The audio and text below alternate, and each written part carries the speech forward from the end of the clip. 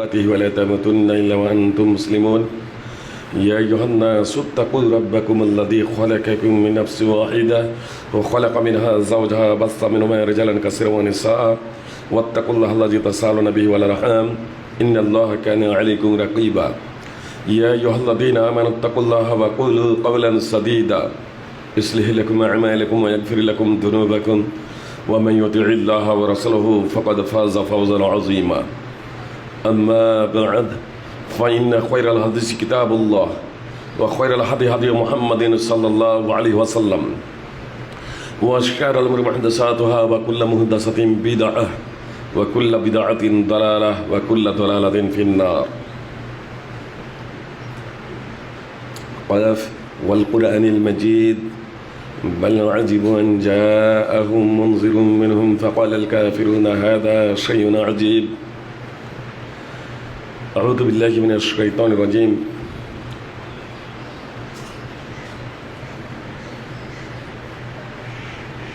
يا أيها الرسل كلوا من الطيبات واعملوا صالحا إن الله بما تعملون عليم وقال الله تعالى في موضع آخر يا أيها الذين آمنوا كلوا من طيبات ما رزقناكم واشكروا لله إن كنتم إياه تعبدون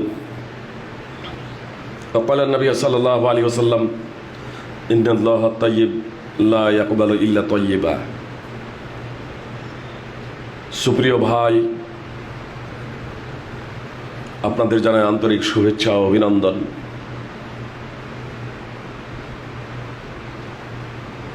আজকে জুমার খুতবায় যে বিষয় নিয়ে আলোকপাত করতে বলা হয়েছে তা হলো হালাল উপার্জন ও হালাল রিজক।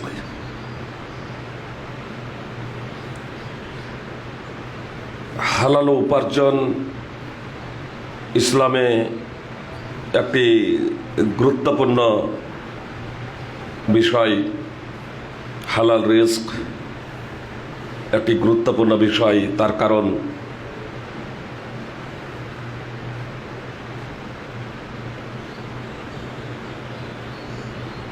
মানব জীবনে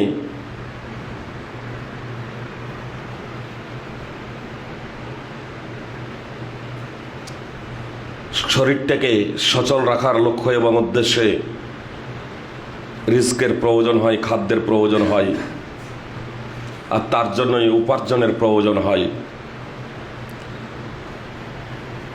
এই উপার্জন এবং রিজক এর মাধ্যম দিয়েই মূলত মানুষ জান্নাত এবং জাহান্নামে যাবে। তাহলে বিষয়টা কতটা গুরুত্বপূর্ণ আপনারা অনুধাবন করতে পারছেন, বুঝতে পারছেন যে রিজকের কারণেই, উপার্জনের কারণেই মানুষ জান্নাতে যাবে আবার জাহান্নামেও যাবে। একটা মানুষ আল্লাহর ইবাদত করে, আল্লাহ তাআলার সন্তুষ্টির জন্য সে সালাত আদায় করে, নামাজ পড়ে, যাকাত দেয়, রমজানের সিয়াম পালন করে, রোজা রাখে, হজ করে, কিন্তু হালাল হারামের কোনো পরোয়া করে না। এ ব্যক্তির পানাহার, এ ব্যক্তির পোশাক ও পরিচ্ছদ, এ ব্যক্তির শরীর লালিত পালিত হচ্ছে হারামের দ্বারা, তাহলে এই ব্যক্তির জান্নাতে যাওয়া অসম্ভব হয়ে যাবে। রাসূল সাল্লাল্লাহু আলাইহি সাল্লাম বলেছেন লা ইয়াদখুলুল জান্নাতা জাসাদুন গুজিয়া বিল হারাম, সেই শরীর, সেই দেহ জান্নাতে প্রবেশ করবে না যে দেহটা লালিত পালিত হয়েছে হারামের দ্বারা।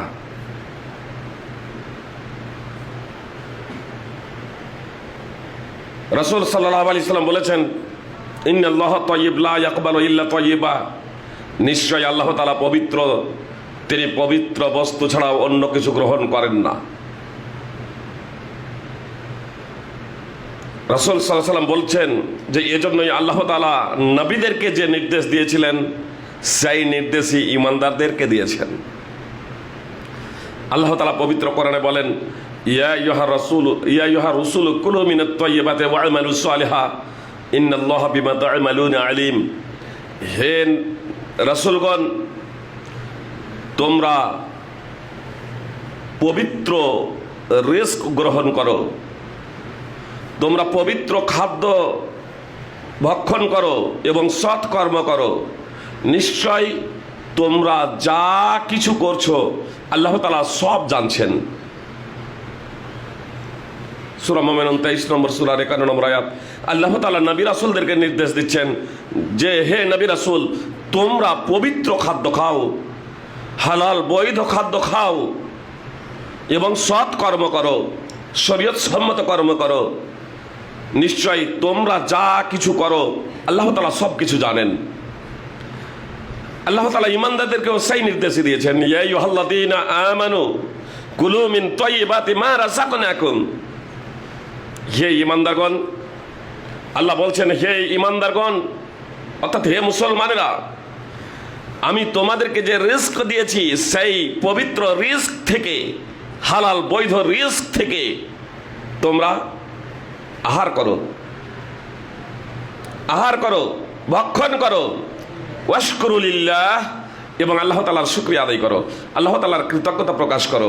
ইন কুনতুম ইয়্যাহু তা'বুদুন, যদি তোমরা আল্লাহরই দাসত্ব করো, ইবাদত করো, উপাসনা করো, তাহলে তোমাদেরকে পবিত্র রিস্ক খেতেই হবে, তাহলে তোমাদেরকে পবিত্র রিস্কই ভক্ষণ করতে হবে, হারাম রিস্ক ভক্ষণ করা যাবে না।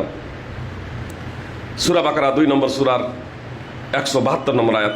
আল্লাহ তাআলা সমগ্র মানব জাতিকেই মূলত পবিত্র কোরআনে আহ্বান করেছেন হালাল রিস্ক, পবিত্র রিস্ক খাবারের জন্য। আল্লাহ তাআলা বলছেন, ইয়া আইয়ুহান নাস কুলু মিম্মা ফিল আরদি হালালান তাইয়্যিবা। হে মানব জাতি, তোমরা জমিনে, পৃথিবীতে যে পবিত্র হালাল রিস্ক আছে তা তোমরা ভক্ষণ করো। আল্লাহ তাআলা পবিত্র রিস্ক ভক্ষণ করার কথা বললেন, পবিত্র রিস্ক খেতে বললেন সমগ্র মানব জাতিকে। মূলত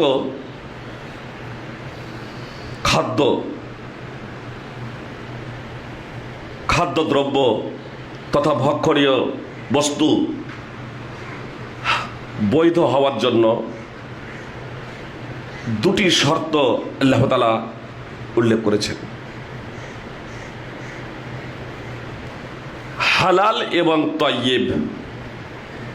হালাল মানে হচ্ছে বৈধ, আর তাইয়্যিব মানে হচ্ছে পবিত্র,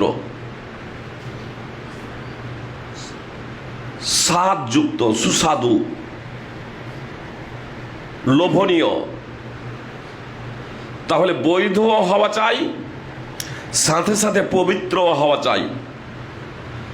যে কোনো রিস্কে, যে কোনো খাদ্যে এই দুটো জিনিস আপনার পাশাপাশি থাকতে হবে, পবিত্র হতে হবে এবং বৈধ হতে হবে। আপনার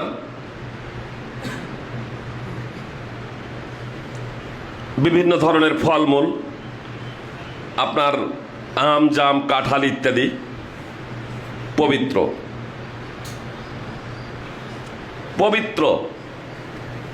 এবং এগুলো বৈধও, কিন্তু এই জিনিসগুলোই আবার অবৈধ হয়ে যাবে কখন?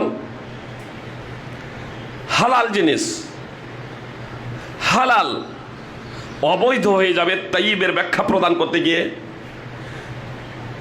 মুফাসসিরিনে কেরাম উল্লেখ করেছেন দুটো এর দিক।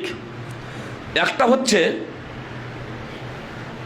অবৈধ পন্থায় সেগুলো অর্জন করা, মানে কারো কাছে আম আছে, আপনি চুরি করে নিলেন, কাঁঠাল আছে চুরি করে নিলেন, কলা আছে চুরি করে নিলেন, তাহলে জিনিসটা ছিল বৈধ, কিন্তু আপনি অসৎ উপায়ে সেটা উপার্জন করলেন বলে সেটা অবৈধ হয়ে গেল। তাইয়িবের এক অর্থ এটা করেছেন। দ্বিতীয় এর অর্থ হচ্ছে আপনার বিভিন্ন ধরনের যে ফলমূল, আপনারা আঙ্গুর, আপেল, কলা, বেদানা, বিভিন্ন জিনিস আছে, তো এগুলো আপনার হালাল, বৈধ এবং তাইয়িব, পবিত্র। কিন্তু সেগুলো যখন পচে যাবে, দুর্গন্ধযুক্ত হয়ে যাবে, তখন আর কিন্তু তাইয়িব থাকে না, তখন কিন্তু খাবিস হয়ে যায়, অপবিত্র হয়ে যায়। তো সেটাও তখন আর খাওয়া যাবে না। আপনার ডাক্তারি মতেও সেটা যদি খান তাহলে স্বাস্থ্যের ক্ষতি হবে।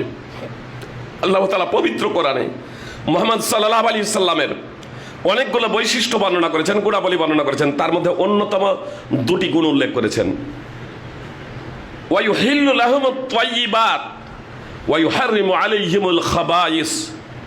মুহাম্মদ সাল্লাল্লাহু আলাইহি সাল্লাম মানব জাতির জন্য যে সমস্ত বস্তুগুলো, খাদ্যগুলো বৈধ, তা যে সমস্ত খাদ্যগুলো, বস্তুগুলো পবিত্র, তা বৈধ ঘোষণা করেন। ইহুদিদের অসদাচরণের কারণে কিছু পবিত্র বস্তুকেও আল্লাহ তাআলা তাদের জন্য হারাম ঘোষণা করে দিয়েছিলেন। উদাহরণস্বরূপ চর্বি, মেদ। আল্লাহ তাআলা মুহাম্মদ সাল্লাল্লাহু আলাইহি সাল্লামের মাধ্যম দিয়ে সেই বিধিনিষেধ উঠিয়ে দিয়েছেন, আমাদের জন্য তা হালাল ঘোষণা করেছেন যে আমরা সেই চর্বি এবং মেদ, গরু ছাগলের চর্বি, মেদ আমরা খেতে পারি, কোনো সমস্যা নেই। ওয়া ইউহাররিমু আলাইহিমুল খাবাইস, এবং খাবাইসগুলোকে মুহাম্মদ সাল্লাল্লাহু আলাইহি সাল্লাম হারাম ঘোষণা করেন, যা অপবিত্র। খাবাইস খাবিসার বহুবচন।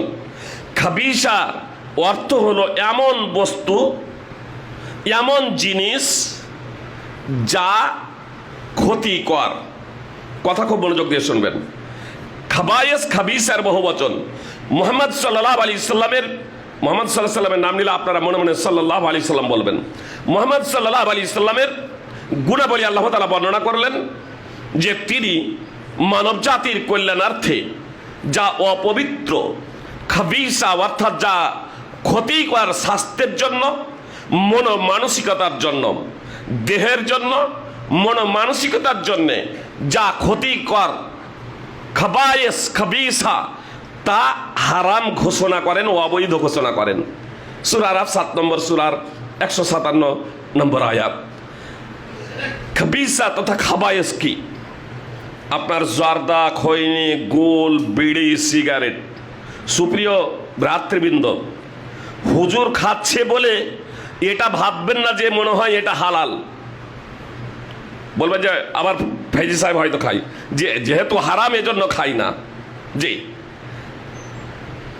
আপনাদের যেমন প্রবৃত্তি আছে, আমারও প্রবৃত্তি আছে, আমারও কামনা বাসনা আছে, কিন্তু আমি তার ধারে কাছেও যাই না। এজন্যই যে আল্লাহ এবং তার রাসূল সাল্লাল্লাহু আলাইহি সাল্লাম এগুলোকে হারাম ঘোষণা করেছেন। কোন হুজুর খাচ্ছে বলে এটাকে ভাববেন না যে এটা হালাল। আল্লাহ তাআলা হারাম ঘোষণা করেছেন, তার রাসূল সাল্লাল্লাহু আলাইহি সাল্লাম হারাম ঘোষণা করেছেন, যা ক্ষতিকর। আজকে কোনো আলেমকে, কোনো পীর মুফতিকে কথা বলতে হবে না যে বিড়ি, সিগারেট, জর্দা, খৈনি, গোল, গোটখা এগুলো ক্ষতিকর, স্বাস্থ্যের জন্য ঝুঁকিপূর্ণ, ক্যান্সারের কারণ, মৃত্যুর কারণ এগুলো। বরং যারা এগুলো তৈরি করছে তারাই আপনার সিগারেটের গায়ে, বিড়ির গায়ে ছবি সহ আপনার লিখে দিচ্ছে আপনার তামাকজাত দ্রব্য ক্যান্সারের কারণ, মৃত্যুর কারণ। তো মুহাম্মদ সাল্লাল্লাহু আলাইহি সাল্লামের গুণাবলী আল্লাহ তাআলা বর্ণনা করলেন যে তিনি যা ক্ষতিকর বস্তু সেগুলোকে হারাম ঘোষণা করেন।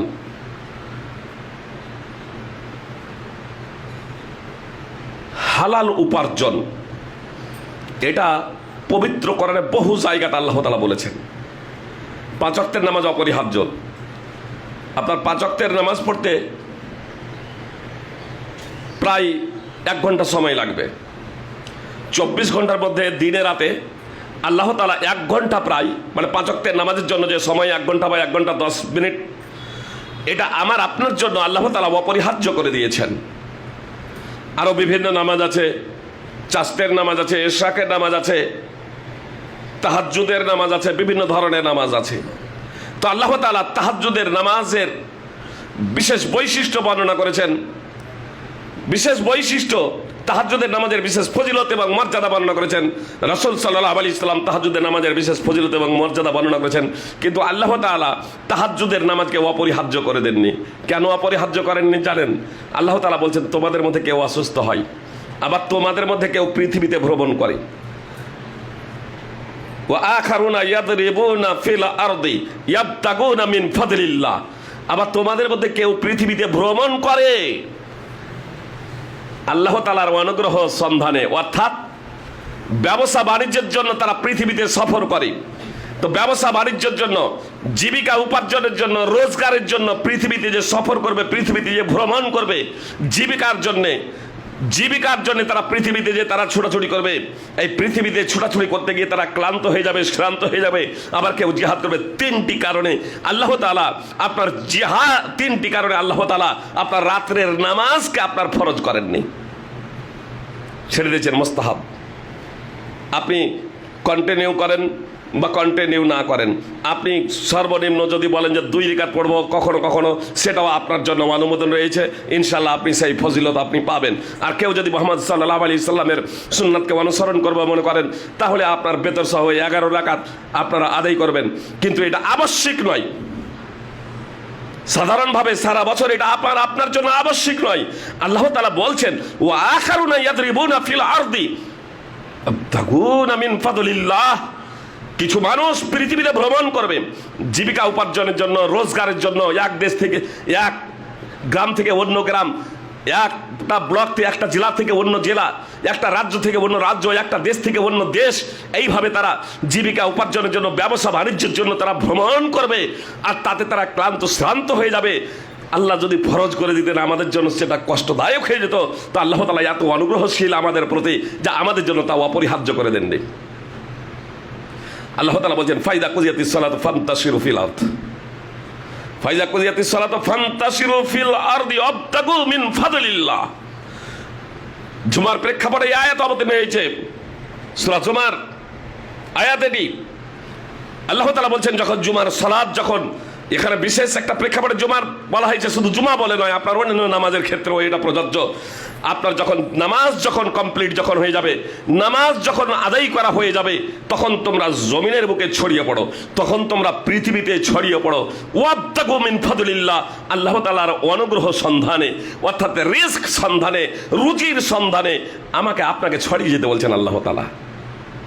যে শুধু আল্লাহ তাআলা বলছেন না, আমার ঘরে বসে বসে তুমি সুবহানাল্লাহ, আলহামদুলিল্লাহ, আল্লাহু আকবার শুধু এগুলো বলো, এ কথা বলছেন না। আনাস বিন মালিক রাদিয়াল্লাহু তাআলা আনহু সূত্রে বর্ণিত, কয়েকজন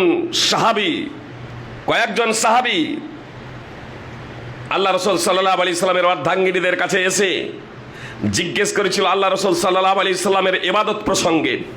যখন তাদের জবাব দেওয়া হয়েছিল, তখন তারা বলেছিল যে আল্লাহ রাসূল সাল্লাল্লাহু আলাইহি সাল্লাম তো আল্লাহ রাসূল, তার অগ্র পশ্চাতের সব গুনাহ মাফ, আল্লাহ রাসূল সাল্লাল্লাহু আলাইহি সাল্লামের সাথে আমাদের তুলনা হয় না। রাসূল সাল্লাল্লাহু আলাইহি সাল্লামের সাথে কি আমাদের তুলনা হয়? আমরা সাধারণ পাপী টাপি বান্দা, আর মুহাম্মদ সাল্লাল্লাহু আলাইহি সাল্লামের আগের পরের সব গুনাহ মাফ করে দেওয়া হয়েছে। তো 3 জন ব্যক্তির মধ্যে একজন ব্যক্তি এই সিদ্ধান্ত নিয়েছিল, আমি বিয়ে শাদী করব না। কেন? বিয়ে শাদী করলে সংসারটা বড় হবে, বিয়ে শাদী করলে পরিবারটা বড় হবে, স্ত্রী হবে, ছেলে মেয়ে হবে, আর তাদের রিস্ক সংগ্রহ করতে গিয়ে আমি দুনিয়ায় ব্যস্ত হয়ে পড়ব, ইবাদতে বিঘ্ন ঘটবে। এই লক্ষ্য এবং উদ্দেশ্যে সে বিয়ে করা থেকে বিরত থাকতে চেয়েছিল। মুহাম্মদ সাল্লাল্লাহু আলাইহি সাল্লাম বলেছিলেন, আল্লাহর কসম করে বলছি, জেনে রাখো, তোমাদের মধ্যে আমি সব থেকে বেশি আল্লাহ তাআলাকে ভয় করি, এবং আমি সব থেকে বেশি আল্লাহ তাআলার অনুগত যে ব্যক্তি ফামার রাগিবা আন সুন্নতি ফালাইসা মিন্নি। রাসূল সাল্লাল্লাহু আলাইহি সাল্লাম বলেছিলেন, আমি আমার যে সুন্নাত বিমুখ হবে সে আমার আদর্শভুক্ত নয়। আমি রোজাও রাখি, আমি বিনা রোজাতেও থাকি, আমি তাহাজ্জুদের নামাজও পড়ি, আমি নামাজও পড়ি, তাহাজ্জুদের নামাজও পড়ি, আবার ঘুমায়ও, আর আমি বিবাহ শাদীও করেছি। ওয়াতাজাওয়াজুন নিসা, আমি বিয়ে শাদীও করেছি। আমার রাগিবা আন সুন্নতি ফালাইসা মিন্নি, অতএব যে কেউ আমার সুন্নাত বিমুখ হবে সে আমার আদর্শভুক্ত হতে পারে না। সহিহ বুখারী হাদিস নম্বর 5063, সহিহ মুসলিম সব বিভিন্ন হাদিস গ্রন্থে হাদিস আছে। সুপ্রিয় ভাই এবং বোন, একজন সাহাবী তার চিন্তা ভাবনা এবং লক্ষ্য উদ্দেশ্যটা কি ছিল দেখুন। বিয়ে করলে সংসার হবে, স্ত্রী ছেলে মেয়ে হবে, তখন উপার্জন করতে গিয়ে আপনার উপার্জন করতে গিয়ে ইবাদতে বিঘ্ন ঘটবে, তো বিয়ে শাদী করব না, আমি একেবারে নিরবচ্ছিন্নভাবে আল্লাহ তাআলার ইবাদতে মশগুল থাকবো। মুহাম্মদ সাল্লাল্লাহু আলাইহি সাল্লাম বললেন, না, এটা চলবে না, উপার্জন করতে হবে। এই জন্য মুহাম্মদ সাল্লাল্লাহু আলাইহি সাল্লামকে যখন জিজ্ঞেস করা হলো উত্তম রিস্ক কি, সব থেকে ভালো রিস্ক কি, তো মুহাম্মদ সাল্লাল্লাহু আলাইহি সাল্লাম বললেন, আতিয়াবুল কাসবে আমালুর রাজুলি বিয়াদিহি ওয়া কুল্লু বাইইন মাবরুর। রাসূল সাল্লাল্লাহু আলাইহি সাল্লাম বললেন, শ্রেষ্ঠতর রিস্ক হলো, শ্রেষ্ঠতর উপার্জন, কোন উপার্জন সব থেকে ভালো, পবিত্র, কোন উপার্জন সব থেকে পবিত্র, তো মুহাম্মদ সাল্লাল্লাহু আলাইহি সাল্লাম বললেন, আতিয়াবুল কাসবে আমালুর রাজুলি বিয়াদিহি। সব থেকে ভালো উপার্জন হলো কোনো ব্যক্তির নিজের উপার্জন করা। কোনো ব্যক্তি পরিশ্রম করবে, কোনো ব্যক্তি নিজে পরিশ্রম করবে, ভিক্ষাবৃত্তি করে বেড়াবে না, চেয়ে বেড়াবে না, বরং নিজে উপার্জন করবে, ব্যবসা বাণিজ্য করবে। সুপ্রিয় ভাই এবং বোন, আপনাকে প্রথমেই কোটি কোটি টাকা দিয়ে কোটি কোটি টাকা হবে তারপরে বিজনেসে নামবেন এমনটি নয়। আপনার যেমন পুঁজি আছে সেই পুঁজি দিয়ে আপনি ছোট থেকে আপনি বিজনেস শুরু করুন, বিভিন্ন ধরনের কাজ করুন, ব্যবসা বাণিজ্য করুন। এ বিষয়ে উৎসাহ প্রদান করা হয়েছে। সুপ্রিয় ভাই এবং বোন, আল্লাহ রাসূল সাল্লাল্লাহু আলাইহি সাল্লাম বলেন, একজন ব্যক্তির স্বহস্তে উপার্জন করাটা হচ্ছে সব থেকে ভালো উপার্জন। ওয়া কুল্লু বাইইন মাবরুর, এবং প্রত্যেকটা বিক্রয় মাবরুর। বাইয়ে মাবরুর কাকে বলে? তো বাইয়ে মাবরুর প্রসঙ্গে ইসলামী চিন্তাবিদগণ বলছেন যে প্রত্যেক সেই ব্যবসা বাণিজ্য, প্রত্যেক সেই ক্রয় এবং বিক্রয় যাতে কোনো প্রকারের ধোঁকা নেই, যাতে কোনো প্রকারের প্রতারণা নেই, যাতে কোনো প্রকারের ধোঁকা নেই, যাতে কোনো প্রকারের প্রতারণা নেই, যা শরীয়তের পরিপন্থী নয়, তাকেই বাইয়ে মাবরুর বলে, তাকেই বাইয়ে মাবরুর বলে। আপনার ক্রয় বিক্রয় ব্যবসা বাণিজ্যে কোনো প্রকারের ধোঁকা থাকবে না। সুপ্রিয় ভাই এবং বোন, আপনি কোনো কিছু বিক্রয় করছেন, যে আপনার অনেকেই বিশেষ করে দীঘাতে কাজু বাদাম খুব সস্তা, আপনার একদিকে পলিথিন পুরো মোটা, আর যেদিকে দেখা যাচ্ছে কাজু বাদামগুলো ওইদিকে পাতলা, ওই ওপরে শুধু সাজিয়ে রেখেছে ভালো ভালোগুলো একটা একটা করে দানা, আর নিচে ভিতরে সবগুলো আপনার গুমা। এবার অনেকেই দীঘায় যায় আর তারপরে ও কাজু বাদাম কিনে নেয়, আরে অন্যান্য জায়গা থেকে তো এখানে অনেক রেট কম, আর খুলে যখন এবার ভিতরে যখন দেখে তখন দেখে যে সবগুলোই একবারে ওয়াকে মানে খাওয়ার যোগ্য না, ফেলতে হবে। সুপ্রিয় ভাই এবং বোন, এটা হচ্ছে এক প্রকারের ধোঁকা এবং প্রতারণা, এটা চলবে না। তো বাইয়ে মাবরুর এটা হলো উত্তম উপার্জন। সুপ্রিয় ভাই এবং বোন, যে জিনিসগুলো হারাম তার ব্যবসা বাণিজ্য হারাম। যেমন আপনার নেশাজাত দ্রব্য, মদ হারাম, মদ সেবন করা হারাম। সুপ্রিয় ভাই এবং বোন, মদ সেবন করা হারাম। যে ব্যক্তি মদ সেবন করবে 40 দিন তার ইবাদত কবুল হবে না।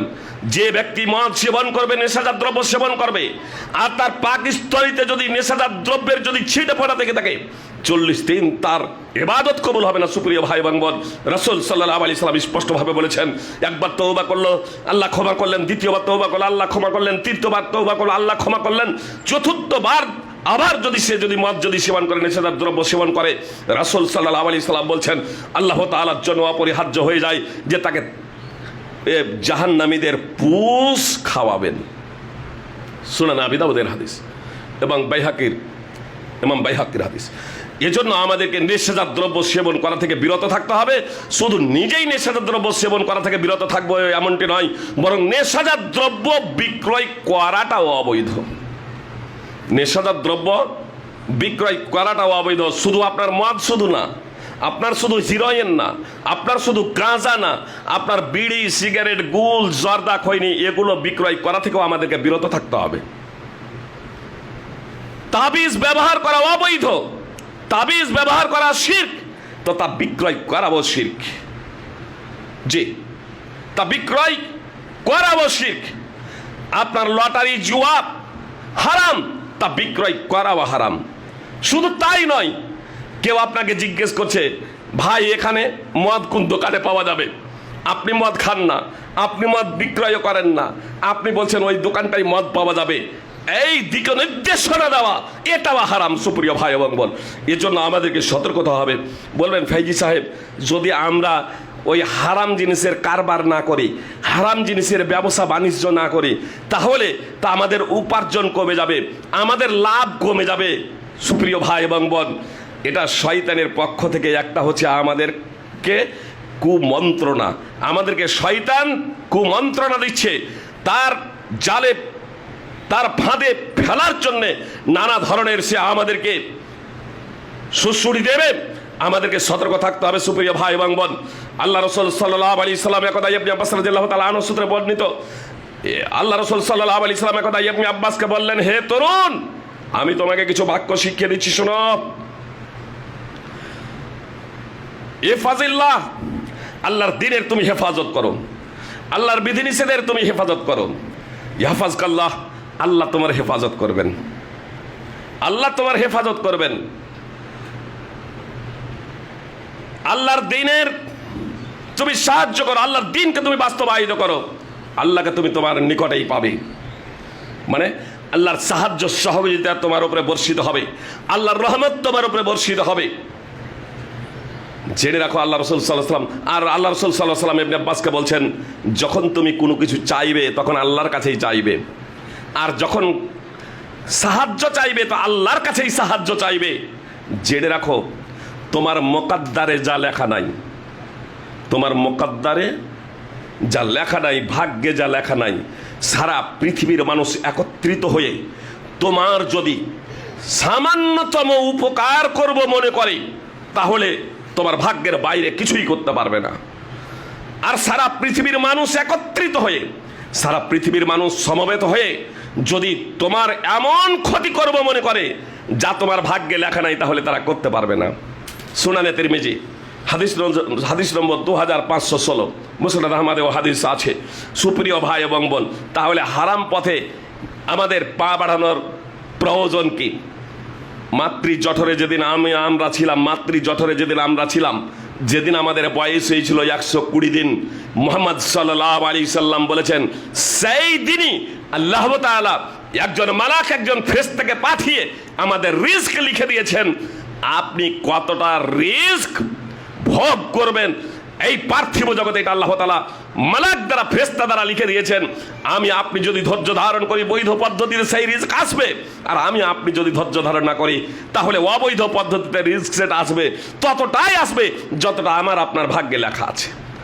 এজন্য অবৈধ পন্থায় উপার্জন করা থেকে বিরত থাকুন এবং পবিত্র রিজক গ্রহণ করুন।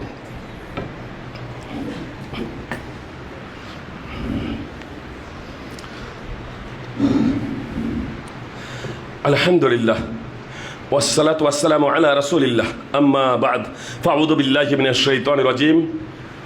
ইন্নাল্লাহা ওয়া মালাইকাতাহু ইউসাল্লুনা আলান নবী, ইয়া আইয়ুহাল্লাযীনা আমানু সাল্লু আলাইহি ওয়া সাল্লিমু তাসলিমা।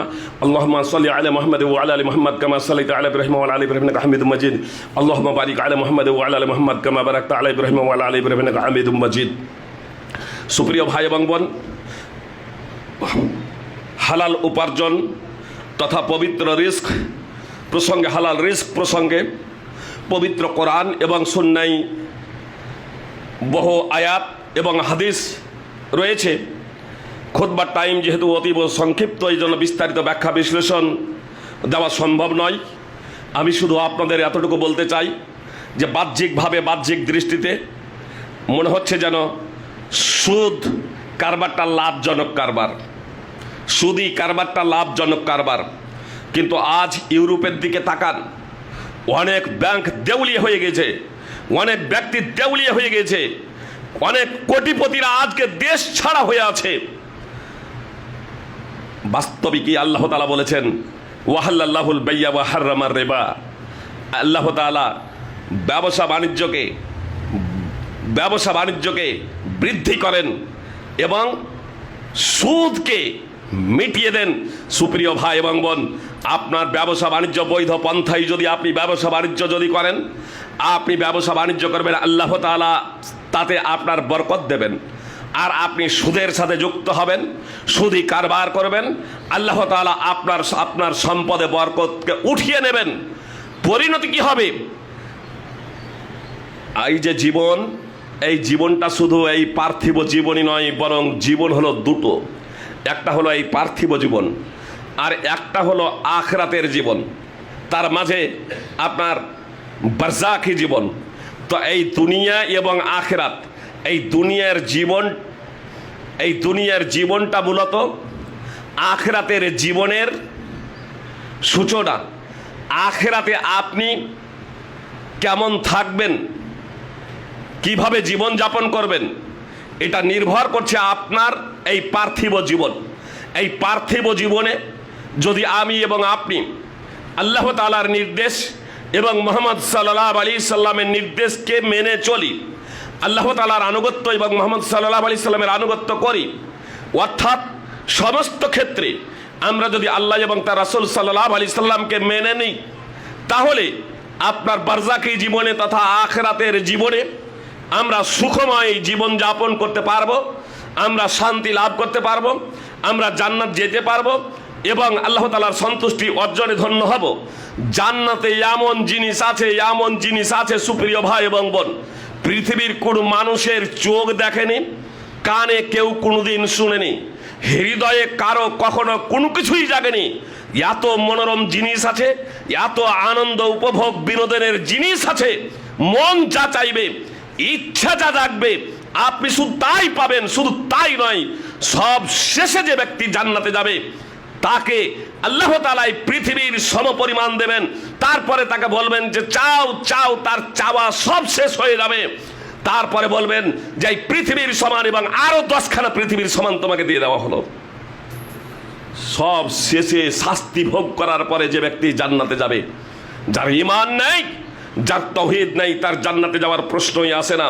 কিন্তু এক মুহূর্তের জন্য জাহান্নামে যাওয়ার জন্য চেষ্টা করবেন না। এজন্য সার্বিকভাবে হারাম উপার্জন থেকে বিরত থাকুন, হারাম ব্যবসা বাণিজ্য করা থেকে বিরত থাকুন, আল্লাহ তাআলার তাকওয়া অবলম্বন করুন। আল্লাহ বলছেন ওয়া মান ইয়াত্তাকিল্লাহ ইয়াজআল লাহু মাখরাজা। যে আপনার হারাম ব্যবসা আছে, আপনার হারাম বিজনেস আছে, আপনি হয়তো ভাবছেন যে আরে বিড়ি, সিগারেট, জর্দা, খৈনি, গুল, তাবিজ এগুলো রেখেছি, তো ওগুলোর বাহানাতে আরো 2-4টা জিনিস বিক্রি হচ্ছে। এটা শয়তানের পক্ষ থেকে আপনাকে কুমন্ত্রণা দেওয়া হচ্ছে যে এর মাধ্যমে এই হচ্ছে।